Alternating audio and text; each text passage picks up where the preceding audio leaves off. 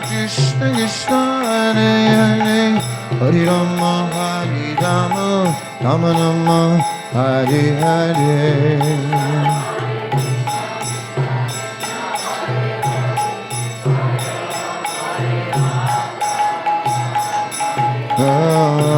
Krishna Krishna Krishna Hare Hare Hare Rama Rama Rama Hare Hare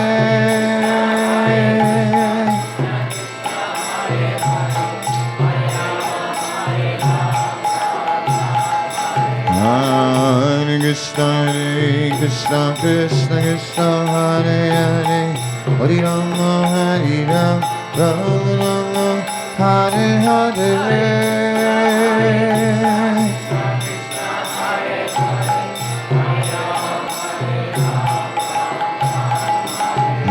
Hare Krishna Krishna Krishna Hare Hare Hare Rama Rama Rama Hare Hare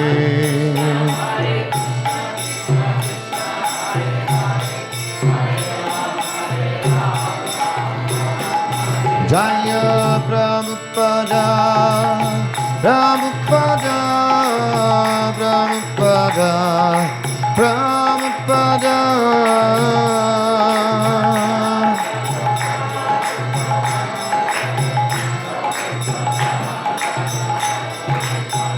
Prabhupada Prabhupada Prabhupada Jaya Jaya Prabhupada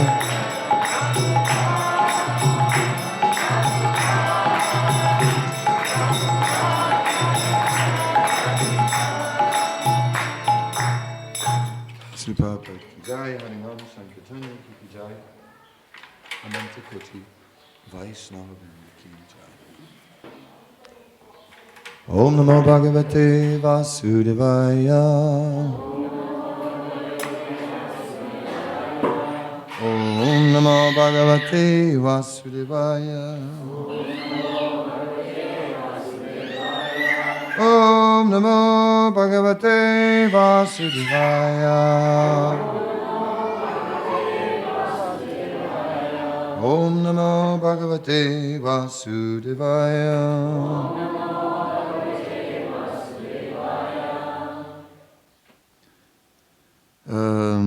Bhagavad Gita as it is, chapter 18, text number 5. Yagyadana tapakarma nachajam karyam evatad Yagyodanam tapaschaiva pavanani manisinam. Acts of sacrifice, charity and penance are not to be given up. They must be performed. Indeed, sacrifice, charity and penance purify even the great souls. The yogis should perform acts for the advancement of human society. There are many purificatory processes for advancing a human being to spiritual life. The marriage ceremony, for example, is considered to be one of these sacrifices. It is called Vivaha Yagya. Should a sannyasi who is in the renounced order of life and who's given up his family relations encourage the marriage ceremony, the Lord says here that any sacrifice which is meant for human welfare should never be given up. Vivaha Yagya, the marriage ceremony, is meant to regulate the human mind so that it may become peaceful for spiritual advancement. For most men, this Vivaha Yagya should be encouraged, even by persons in the renounced order of life. Sannyasis should never associate with women, but that does not mean that one who is in the lower stages of life, a young man, should not accept a wife in the marriage ceremony. All prescribed sacrifices are meant for achieving the Supreme Lord. Therefore, in the lower stages, they should not be given up. Similarly, charity is for the purification of the heart. If charity is given to suitable persons, as described previously, it leads one to advanced spiritual life.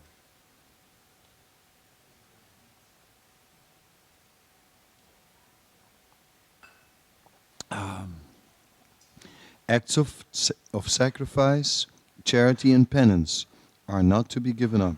They must be performed. Indeed, sacrifice, charity, and penance purify even the great souls. Yeah, let's begin with charity.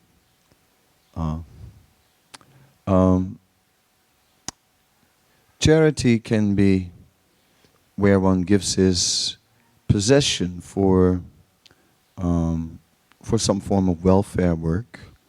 And real welfare work is welfare work which is meant for eternal benefit, not some temporary welfare work, but rather eternal. But that's not all there's to it. Vaishnavas are very generous, and they do not just give their possessions, they should give everything. Pranir artha diyavacha. They should give their energy, they should give their possessions, they should give their intelligence, and they should offer their words, all in charity to the Supreme Personality of Godhead, or His aims in this world. So that kind of charitable mentality is not just something that is done sometimes. Rather, it is a way of life. It's totally a way of life. One is always charitable. One is always working for the welfare of others. With every act and everything we do is either directly aimed at that or to support that. Therefore, one may have a place in this world which could be called my home, but only for the purpose of kind of rejuvenating, resting, taking positive energy so that one can carry on with that charitable or generous attitude of giving. So whatever so-called selfishness is there, it may be required, for some peace of mind, some physical well-being, where one closes the door and puts some teeth on the door and says, "Nobody welcome, do not knock," and so on, at great risk. The door bites, and other such sweet things one can write on the door, and too many people knock. There is a time that we take for ourselves. There's a time that we take for strengthening ourselves. But if that's all there is, then we become misers, living in our house, my house, and all the things that are in this house are mine. Strangers not welcome. No mail in this box. Only from Australia Post. Yes, nothing else. Nothing else. No. Anyone comes to your door? No, not interested. No, thank you very much. No. Watch out. Dangerous dog here. Very dangerous. Right? Big sign at the gate already. You have a monster of a dog here. Man-eating dog.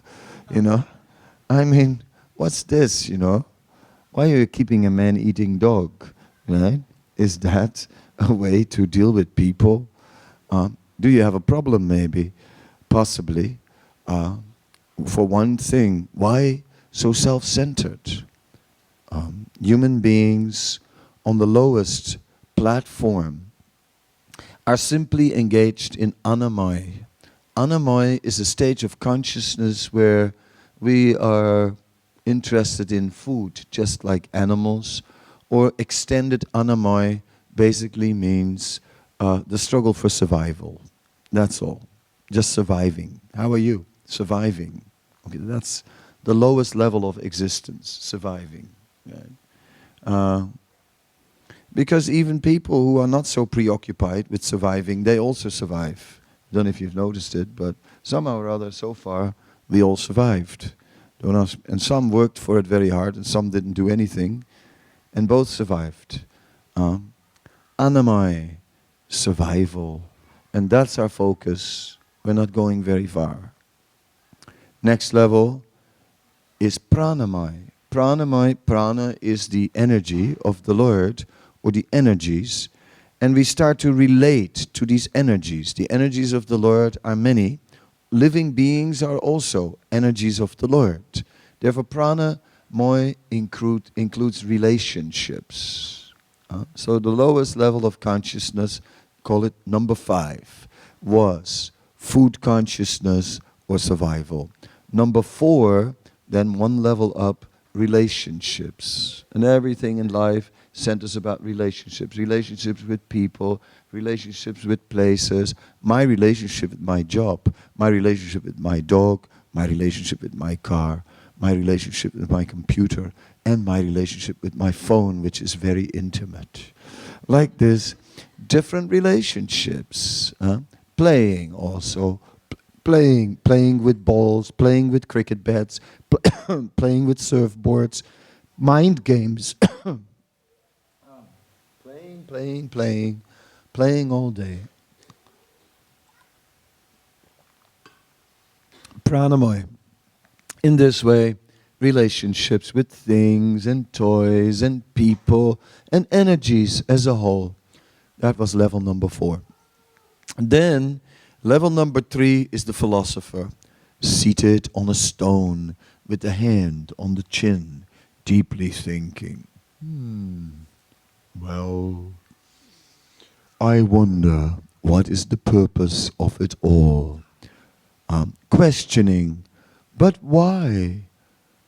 Why are people? Why is the world? Why are the stars? Why are the bananas? And all the other questions, right? So, lots of questions as to why. Not many answers, unfortunately, in stage number 3. So stage number 3 is sort of reaching out to somewhere higher, but not quite there, what can be said. But there is an attempt, and we see that whatever answers come up on number 3 are on the speculative side. And it's amazing how close some philosophers get, and at the same time how far they miss it at the same time. Because pantastu koti satavatsara sampragamyo vayaratapi manaso munipungavanam sopyasti yat prapadicintya abhicincha tattva govindamani purusham tamaham bhajami.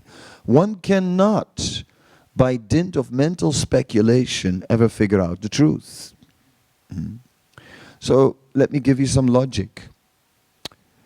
If you're looking for spirit, well, logically speaking, you would say that spirit is whatever is not matter.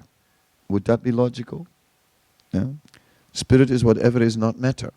Then you would say whatever qualities are in matter cannot be in spirit. Is that logical?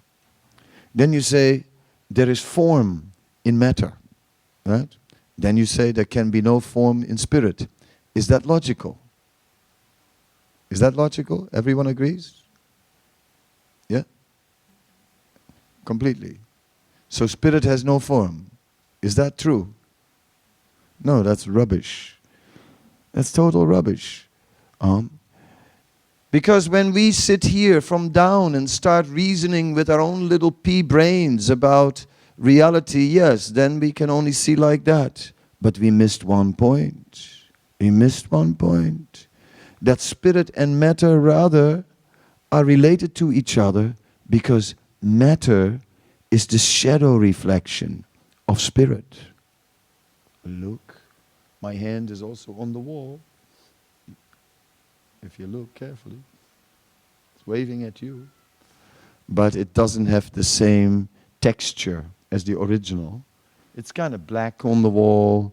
It doesn't have really the same dimensions. There is no sense of touch. It's only a shadow. So here we are in this shadow world. Shadow things. Shadow love. Shadow taste. Shadow feelings. Oh, shadow adventure. Shadow discovery. And yes, all shadow efforts. We're going to build a shadow dream. What good is that? Right? When the very building stones that we start building with are the wrong ones. We're building a dream, but the building stones are only shadow stones. What are they going to build to us? A shadow castle, a shadow dream. Not the same as the original. So here in the material world, it's not the real thing. It's only a reflection. But it resembles the real thing. Just as we have a human-like form, there is another world, a perfect world, where also they have a human-like form. On level number 3, you'll never figure it out. If you try to figure that out with your own brain, that the Supreme Lord has a beautiful form and a color, blackish like a rain cloud, and eyes like lotuses, and also lotus hand, lotus feet, lotus navel, lotus mouth, you would never dream it all together. There's no way that we can ever think up Krishna. It's not possible. Krishna, namely, is beyond our imagination. Krishna is greater than anything we can possibly dream up. Even if you dream up the greatest thing you can ever dream up, just try to think. The ultimate beautiful person, I mean, think about it in your mind, picture of the ultimate beautiful person. That ultimate beautiful person is nothing compared to Krishna.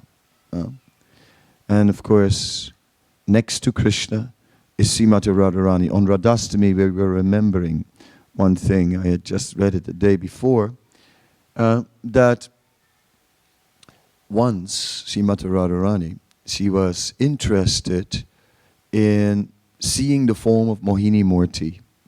Because she said, I heard in many lectures from different speakers about the form of Mohini Murti, when the Supreme Lord himself took a female form. And that was the ultimate of feminine attractiveness. She said, well, I'd like to see that form, and I'd like to see who is more beautiful, Mohini Murti or I. Yes, Krishna said, no, Mohini Murti is nothing special. She has no chance. Radharani said, I'd like to see. And all the gopis said, and we'd also. Anyway, but Mohini Murti, next to Radharani, looked like a shadow only. Because Radha and Krishna are the original forms, and even Krishna cannot approach the feminine beauty of Srimati Radharani. It's not possible. So perfection exists in the spiritual world. And there also, there are forms like here, but here, shadow domain.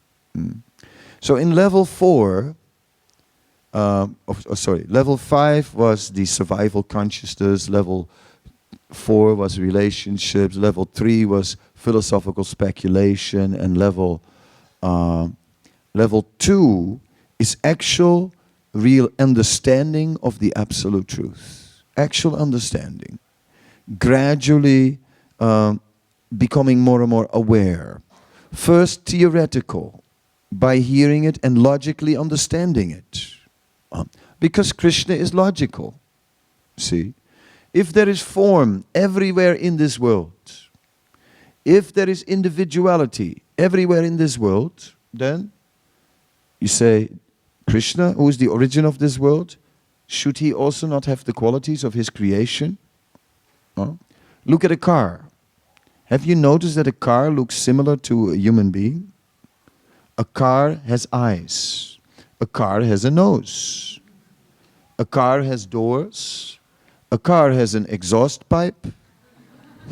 And gas is coming out and other things. A car has a tank.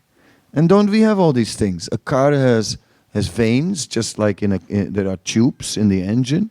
And it also has a nerve system in the form of electric wiring. Have you looked at it? A car is very much like a human being. Very much. See? It's the creation of a human being. Looks like a human being. House, the same thing. Looks like a human being. See? Same thing. Yes. So, when Krishna creates a world, And there, in that world, there's personality and individuality. It is also in Krishna. Realization. Little light bulb above my head. You see it? Yes, yes, it's there. Realization. Level 2, realizations begin to come. Logical. Well, so if God has a personal feature, all right, then what would he look like? Like Jimi Hendrix? I don't think so. No. I don't think he would have that kind of hairdo, if you ask me. No. Why would you be ugly when you're God? If I was God, I would be beautiful. I wouldn't have glasses, for one thing, you know. I wouldn't be old with a long beard. I wouldn't do that either. Why would you have a long white beard if you're God? I would be beautiful, really. I would be young, right? I wouldn't be old.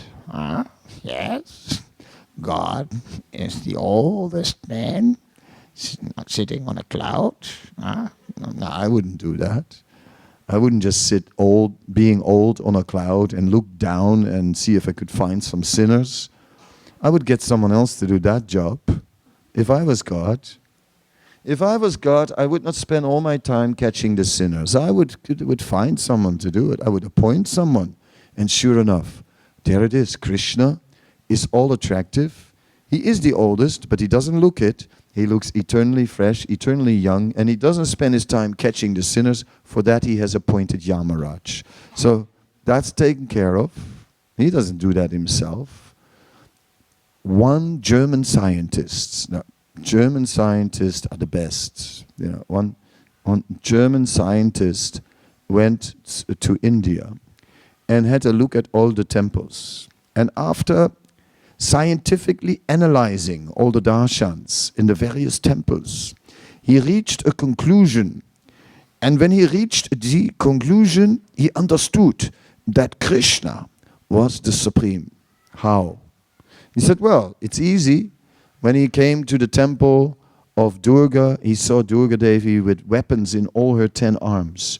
When he came to all the temples, all the various demigods, they all carried weapons. He said, they're all working, was his conclusion. They're all at their job. He said, but Krishna was playing a flute.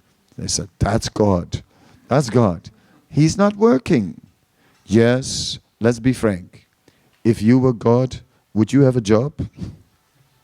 Natashikaryam karanam savijyate. It is said, the Supreme Lord has nothing to do. He doesn't have to work. So, Krishna doesn't have to work. That makes sense. That makes sense. Another realization. Other light bulb. So, little by little, it gets better all the time. Krishna makes sense. He's beautiful. He's young. He is strong. Once I was in New York City, and then I met a man sitting on a park bench, and he told me he was God. I told him, I said, wonderful, wonderful, wonderful. I never expected to see you face to face in this life. So many years I have worshipped you in a temple, and now I meet you here on a park bench in disguise. I never imagined that you would look like that. There was a tooth missing. Right? Anyway, God can take any form he like. I said, but you know, I still am not perfect as a devotee. Although I've given you my whole life, I'm still not perfect. I'm missing a little bit of faith. Could you please give me a sign? He said, sure. What would you like? I said, maybe you could make the trees on the other side of the path a little taller so that we get a little shade, because the sun was quite intense. He said, what makes you think that God can do that? I said, well, isn't God almighty? Can't he do anything? He said, that's your definition. I said, then what is your definition? That God is a toothless old man sitting on a park bench? He said, then everybody can be God. Huh? So, yes, so Krishna is not toothless. Krishna is beautiful. Krishna is all-powerful. Makes sense. He should be.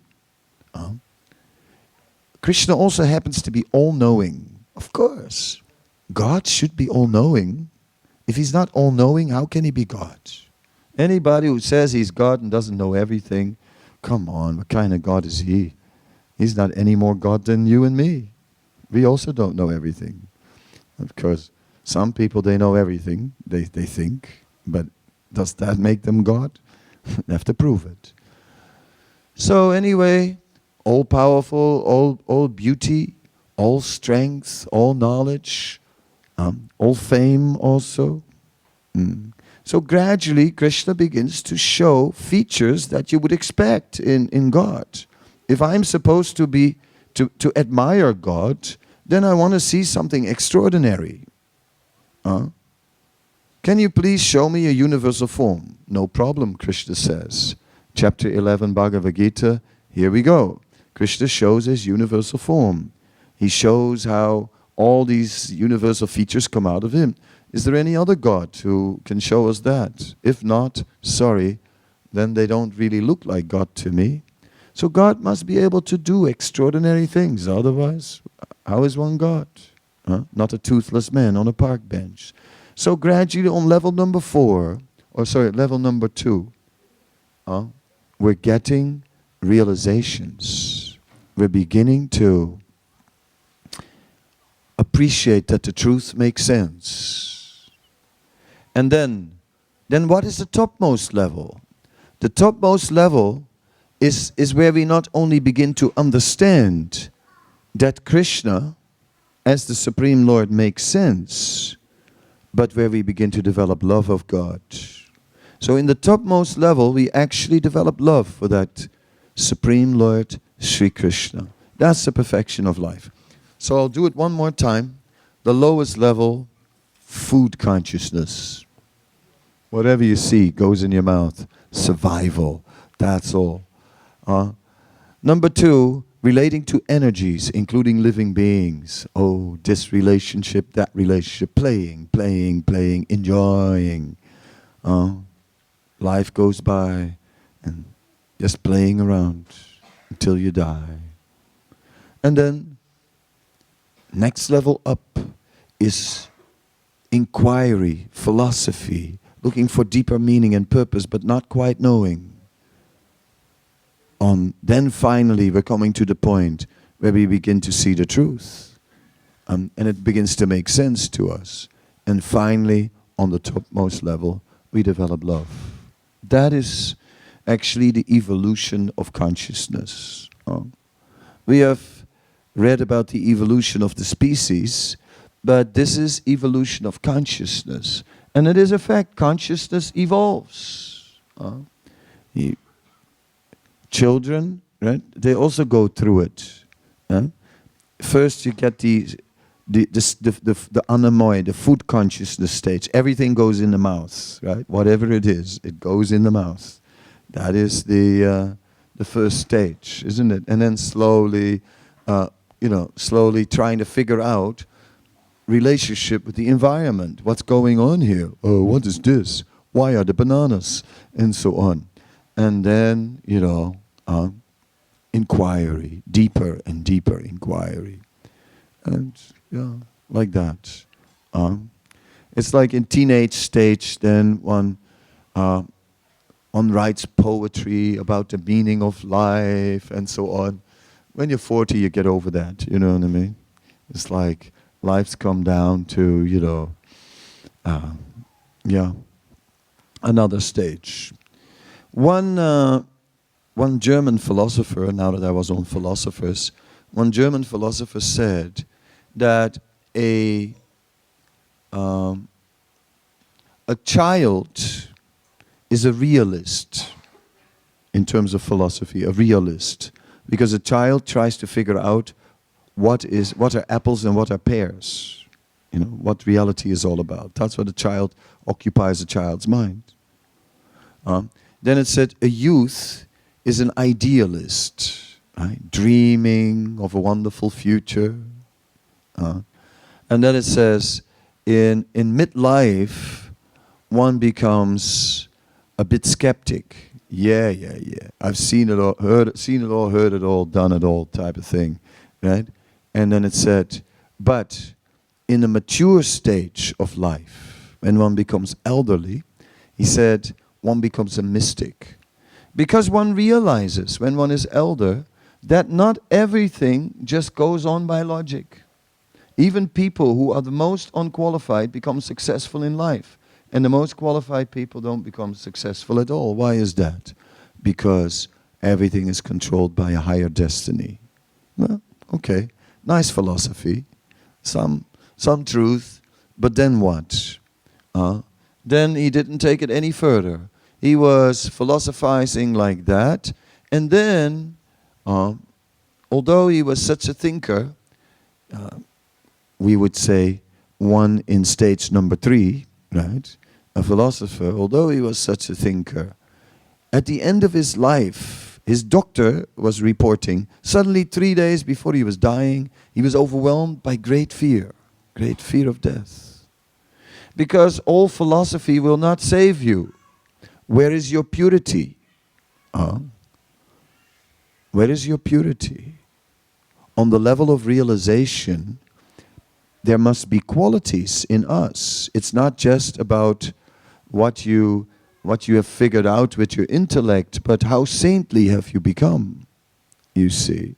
When you are saintly, what is the concern about death? There's nothing to lose, because you have nothing to fear. But if you've been a sinful person, then death is very fearful. Of course, because it's all coming back.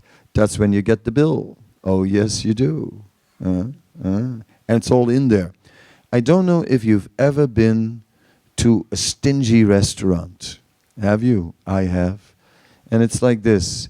You go look on the menu, you order something, and then when they bring it, it's much less than you thought what you were getting. Right? Very small portions. You get you look at it. Is that all? And then you order something more. And it's again not enough, and you order something more in a stingy restaurant this way, and in the end you get the bill, and it's the shock of your life. There's all these things on there, and you go, we never had that. We never had that. And the waiter says, yes, you did. It came in this bowl. Okay, but that we didn't have. Yes, you did. It came on this plate. Okay. Yes. So, at the end of our life, we get the karma bill. And everything is on there. And we say, no, I never did that. Yes, you did. I always was an angel, even when I was from day one. I had a halo, even as a kid. I never did anything. I'm just a soul whose intentions are good. Oh Lord, don't let me be misunderstood. And we are thinking, like that. But the truth is, it's all there. It's all there. Because for everything we do, there are witnesses. Oh yes. Oh my God. Yes. The earth on which we walk. The earth, I've seen a lot about the environment, right? Be kind to planet Earth, then planet Earth is kind to you, and all kinds of slogans I've seen on the back of cars right next to the exhaust pipe, somehow or other, about the environment. Right? But the point is, people have missed just one thing, and that is this, is that the earth is alive, that the earth is a living being. Have you thought about that? Jeez. Oh, wow. Far out, yeah. The earth is a living being. And how would you feel if all kinds of parasites are sucking the juice out of your body? No wonder you have a little earthquake every once in a while. I would, shake it off. Huh? So, like that, the earth is a living being. So much knowledge is there. So many. And it all makes sense. That is the interesting thing of Vedic knowledge. It creates a consistent package. You look at the whole. It is a logical package. And therefore, gradually, yes, we develop some faith. Then we're willing to experiment. And then realizations come. When I first saw the Hare Krishnas in my town, I thought they were extraterrestrials, and someone said it was a dangerous sect, and I believe that they sure looked dangerous. Then, 3 months later, I saw them on television, and they explained their teachings. No meat, fish, or eggs, no gambling, no intoxication, and no illicit sex. Then I knew they were dangerous. Confirmed. Yeah? That's how it seemed to me at the time, and pretty much how it seemed to anybody else. Right? When I saw various religious people in the world, they always gave me the creeps because I thought they are too fanatic. There's all this fanaticism with religious people, I was thinking. They're fanatics. And I thought that the Hare Krishnas were the ultimate fanatics. I thought there were no greater religious fanatics than Hare Krishnas. That's what I used to think, to be honest. But then, over time, I began to see it different. Because no meat, fish, or eggs. Well, it makes sense. It's kind of brutal to maintain big slaughterhouses. Just like here in Melbourne you have Leverton. I don't know if you ever went there, but if you want, you can go for a little tour of Leverton. First of all, close the doors, because it stinks like hell. I mean, it's inconceivable. There are places where there are 10,000 sheepskins drying. 10,000 sheepskins are drying all together, and it stinks. Man, does it stink. And on all these stinking sheepskins that are drying there, every one of them has at least 10,000 flies. And you multiply that, it's inconceivable how many flies there are. Welcome to Leverton, and I could tell you more if I would have more time. Leaving it for what it is, I've decided that to be a vegetarian really makes sense. I reckon it's more civilized. I think Hare Krishna scores. And by the way, it makes sense for the environment because, you see, I don't know if you've ever seen what the animals eat in terms of grain. So what are we doing? We're growing grains, feeding them to animals who at an average eat 30 times more grain than human beings. What if we eat the grain directly? Then we can feed 30 times more people than when feeding meat eaters. That's practical. Makes sense. Many other arguments are there. So to be a vegetarian makes sense. It's kind, it's merciful, and practical as well. It saves a lot of grain. So Hare Krishna scores. In the Manila AIDS conference, they were speaking about the condom campaign that had been tried worldwide. I've seen in South Africa a poster for advertising condoms to try and protect people from HIV. And it said, when you go casual, dress formal. Right? AIDS campaign.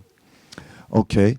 But in Manila, they met and they discussed. It didn't work. It didn't work. Because nobody did it. They said the only thing that will really help is abstinence. Hare Krishna scores. Abstinence. How in the world can you do that? Right? Abstinence. No sex. I mean, we are human after all. Yes, but if you have a spiritual process, then you can do it. Then you can do. So Hare Krishna scores. Yes, 2 times already. Once with being vegetarian, second time with no illicit sex. Gambling? Whoa. What a stupid thing. Gambling. Wasting our money. Gambling. Who wins with gambling? Guess who? The casinos. They become richer and richer every year. Look, why are there more and more casinos coming up everywhere? Because they are losing? I mean, anybody with half a brain can figure it out. The number of casinos is growing and growing and growing. Is it that the casinos are losing, or is it that the customers are losing? Gambling. It's not gambling at all. It's called losing. A gambler is a loser. So we don't recommend that. Yes, Hare Krishna scores again. Right? So the score is 3-0 at this point. We're doing good. Okay, guys, no meat, fish, or eggs, no gambling, no intoxication. Well, yeah, intoxication. Sex I already did with AIDS. And smoking. Like a chimney. Right? What a dumb thing. What a, huffing and puffing, can't breathe, right? It doesn't do no good at all. Is there any benefit to smoking? It's just stupid. And all the other forms of stuff. What you pump in your veins, what you snort up your nose, and God knows what other ways you take drugs. What is the benefit of it? Get zonked. Get zonked. And then what? Okay. Zonked for a while. And how long can you be zonked? Right? Not forever. It's all going to come back. See? It comes back. I understand when life gets too much. Sometimes it does. Right? I have experienced it myself. When life gets too much, you have moments that you want to get zonked. Right? You feel like it, Shut down, right? System shut down the world. Don't want to see it no more.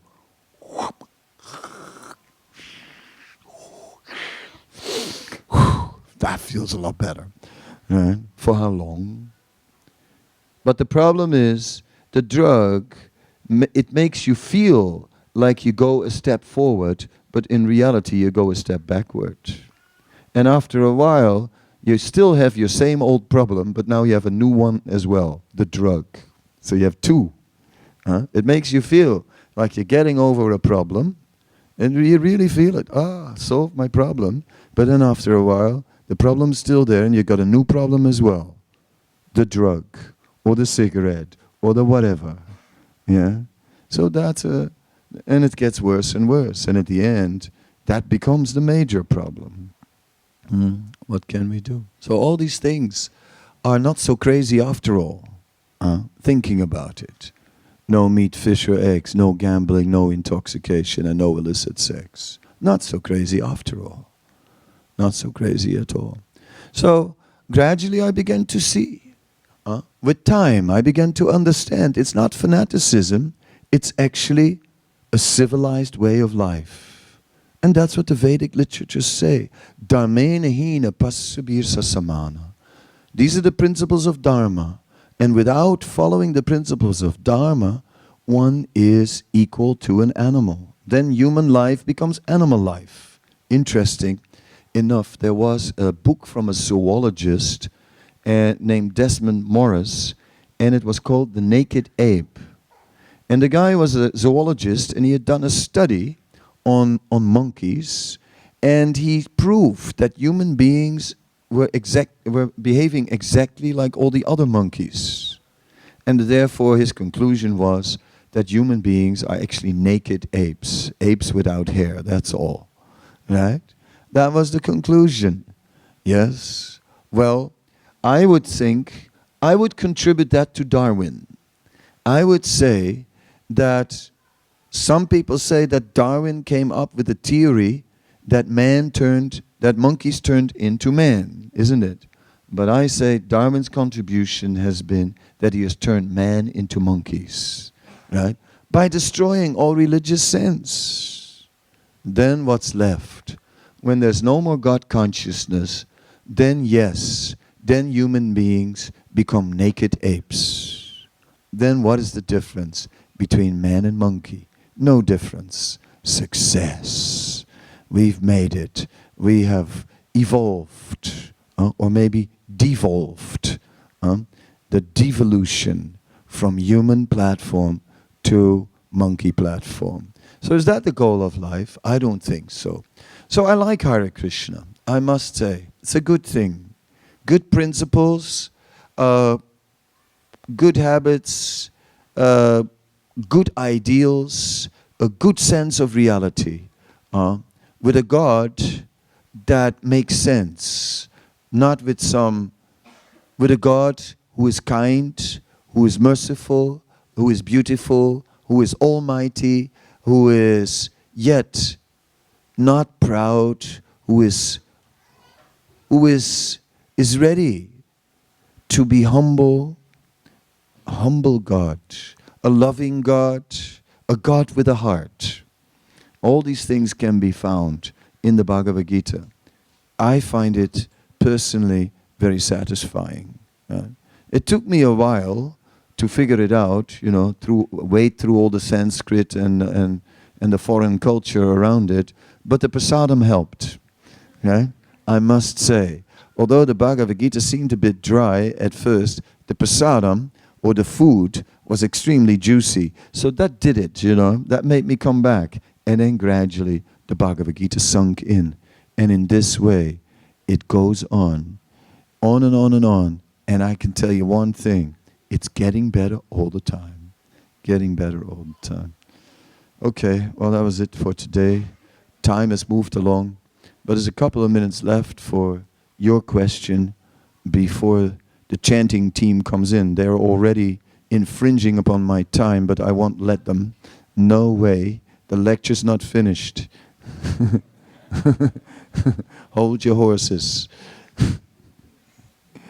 It's my turn. Any questions? Any comments?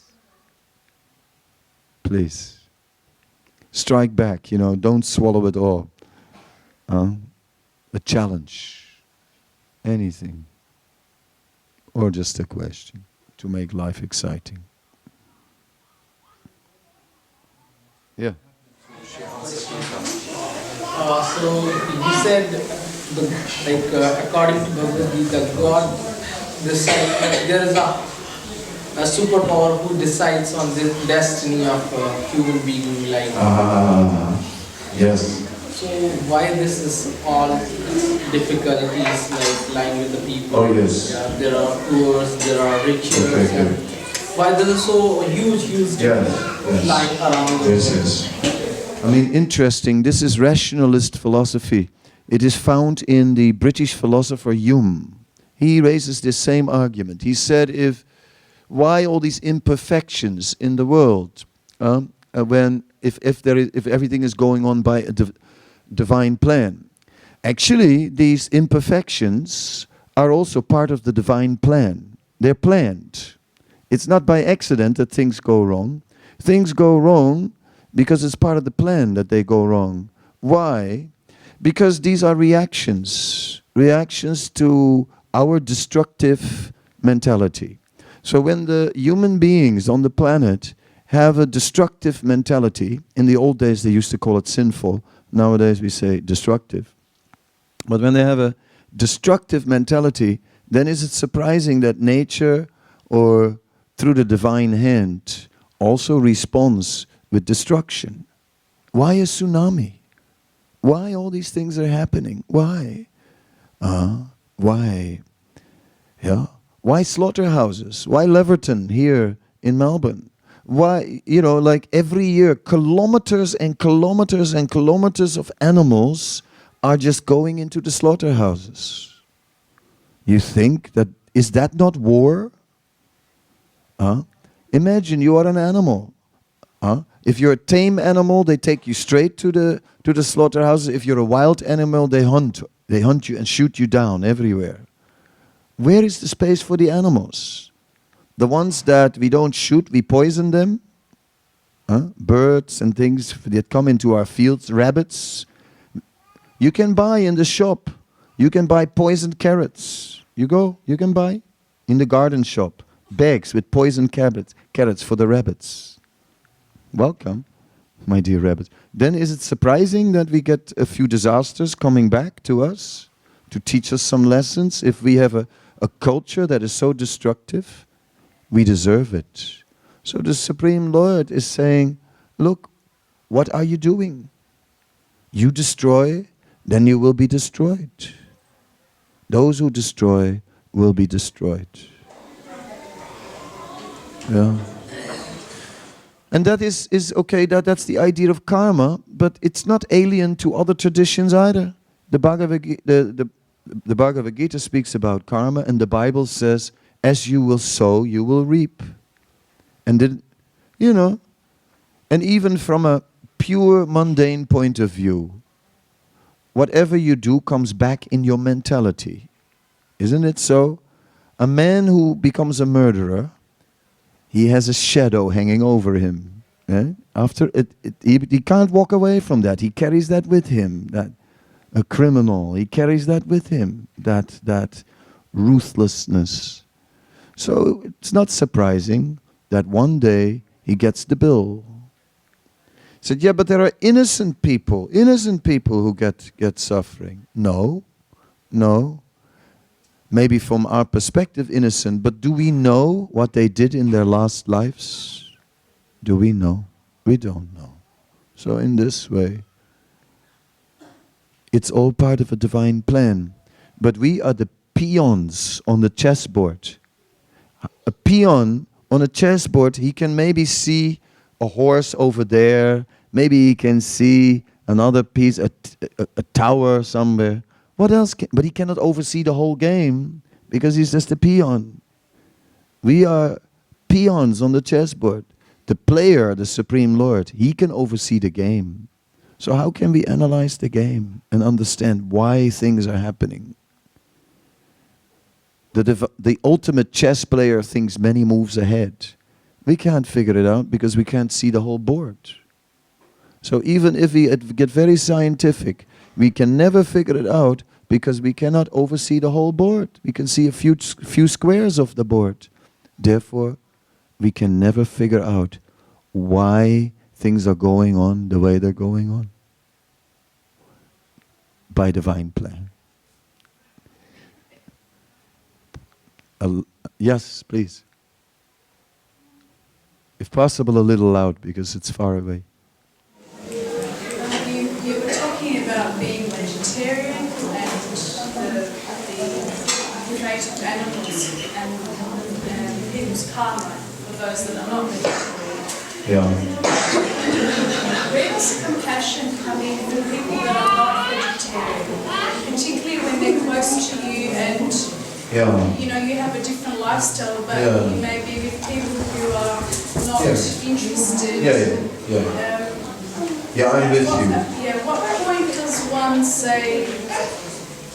I'm not even sure how to ask the question, but what comes is where does compassion come into this, so that you're not constantly judging or they're doing the wrong thing because they're not following this movement or that movement.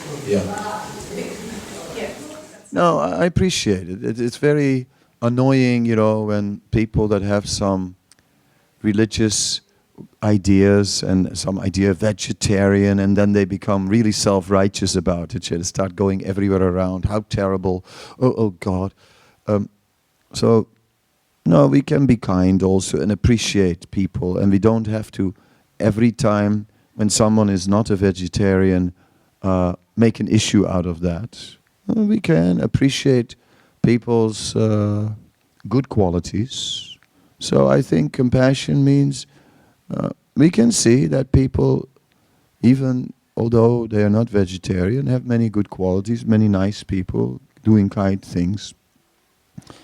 But still it would be nicer if these, would be just a little bit nicer if these nice people would also be nice to the animals. So ultimately, we still have that message, but we don't have to always push it like boom into everybody's face. Today, of course, I'm sitting here, you know, at home, talking about the Bhagavad Gita, and anybody who's here walked into the Hare Krishna temple, so here I don't have to beat around the bush. I can give it straight. But when I'm out there, no, I don't. On the plane, although sometimes I think what my neighbor has on his plate really smells, and it's right under my nose, and I go, oh my God. I don't say anything, you know, I have a friendly conversation with them and appreciate them also. So I guess we have to learn to also see the good qualities in people, even if they have some bad qualities. And in that way, I think maybe they will appreciate us also more. And who knows, maybe they will just one day see that it's better to be a vegetarian. Because it's still more merciful. So I don't think meat eating is a good thing. You know, I don't want to get on anybody's case right now, but I just think it's not very friendly. It's not nice, because if you ask the animals, they would say, would you like to be eaten? No, I'd rather not. I'd rather not. Okay, I guess now the lecture's over and you can stay and chant some japa with the devotees. I'm taking a break. I've worked hard this weekend, so I'll leave you to it. Hare Krishna.